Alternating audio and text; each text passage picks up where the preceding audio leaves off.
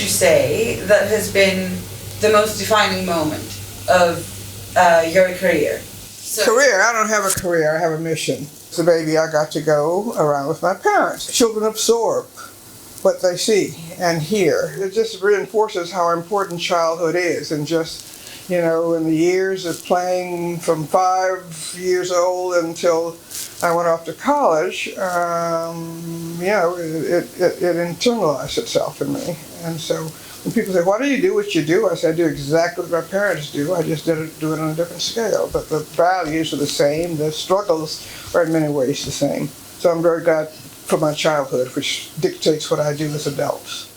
What really changed what I would do for the rest of my life was Robert Kennedy, the brother of the president, and it was just an enormous opportunity, and to when I had the chance of working with him and very closely for the entire time that he was a senator. And I certainly was a person who thought about progressive directions, and I was very interested in government and politics, but specifically when the senator and had lost his brother, he was deeply involved about race and poverty in our country. I learned with him because the way he learned himself was to go around our country to see low-income people where senators in their own states didn't go to low-income people. When we lost him, I just said to myself, one way or another, I was going to continue of what he did, and I have.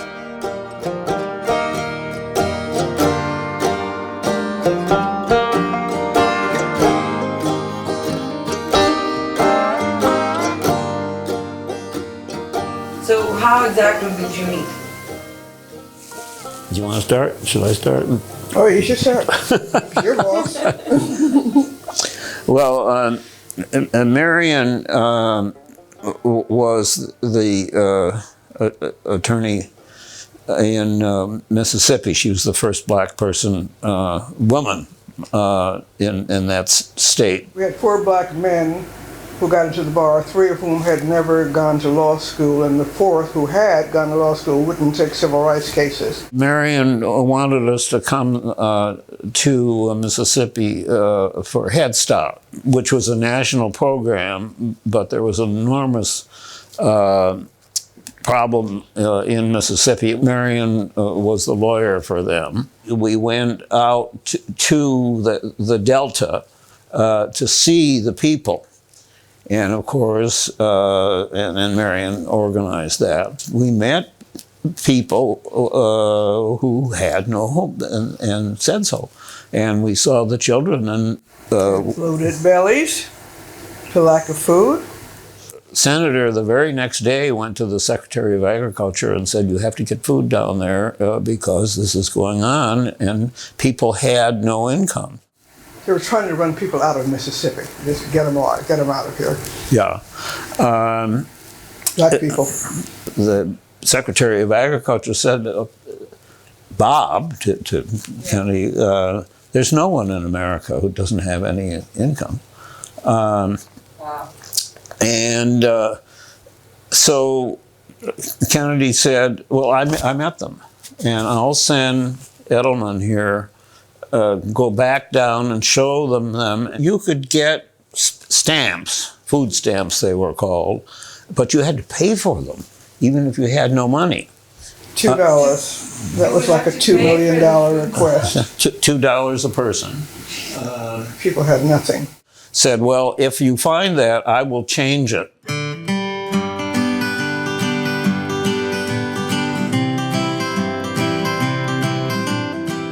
Mmarian-Ráitd. That's who you need to talk to. So I call her up, and she says, I'm too busy. And I say, well, you have to have dinner. And she says, okay. Well, that lasts to midnight. Stephen's Kitchen, there was a hangout for all the civil rights folk in Jackson. And Stephen's Kitchen had all the right fried chicken and Southern food. People from the agriculture were in one car behind us, and we were in her car. The two of you. The two of us. We're driving, and we find that we're holding our hands.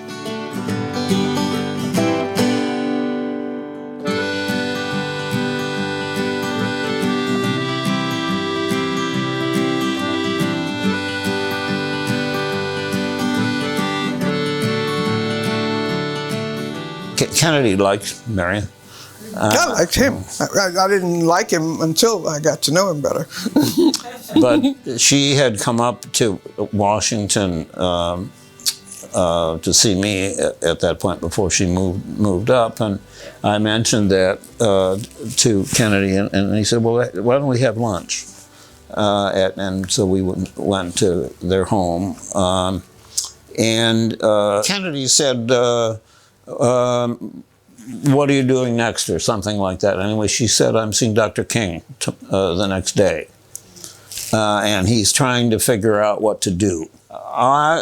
You tell Dr. King that people should come to Washington and stay there until people do something about the low-income people and also issues of race.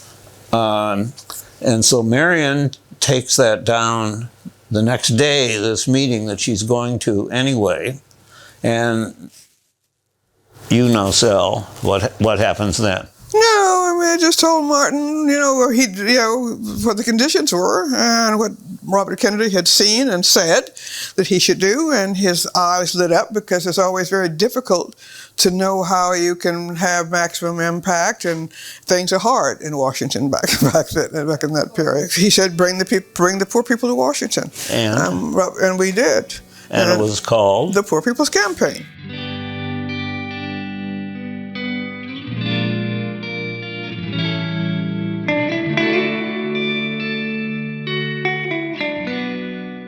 How have things changed in the past 50 years?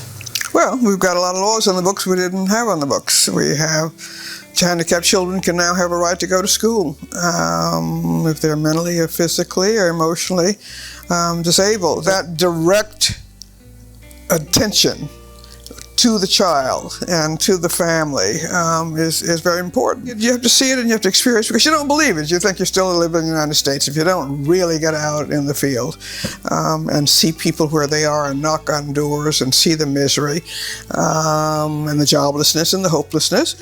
But you can't close your eyes for 1 second, okay? Because people will go backwards in 2 minutes.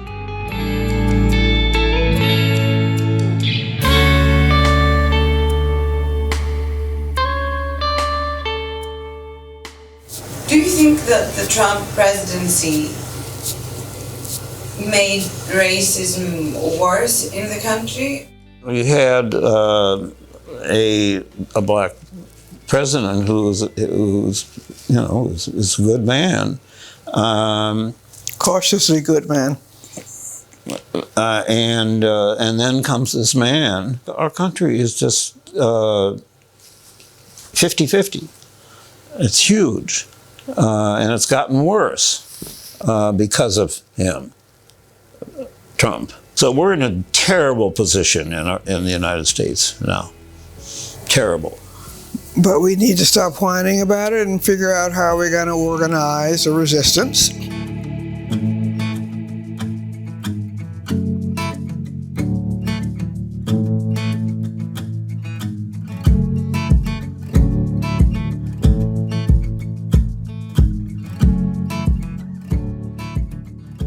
Hillary Clinton. Mm-hmm. Do you think she would have made a good president? I think so, because we would have bugged her. We would have helped her be a good president. Let's just put it that way.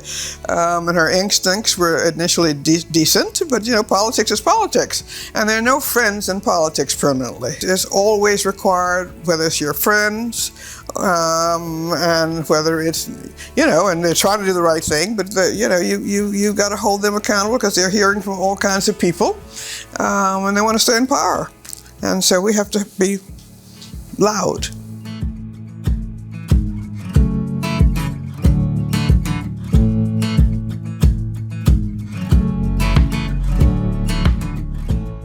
You were the first, black woman there. In that state. Yeah, in that state, yes, in Mississippi. So did people treat you in a different way? I mean, the world is hard for women anyway. I'm sorry. What are you laughing about? When you go into the court there. They don't have a whole lot of Yale Law School graduates in Mississippi. Let's put it that way. She was great. And Judge, but it sure was different. It was different, and when you were doing cases, I loved it, or holding hearings, or going out to take depositions from people about what was going on. Man, you could have a crowd because everybody first didn't want to see what a black woman lawyer looks like. Okay, that was unprecedented.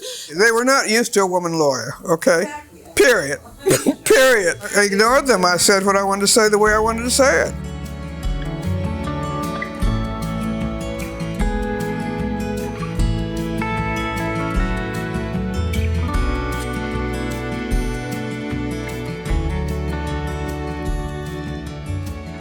Why can we not end poverty in America?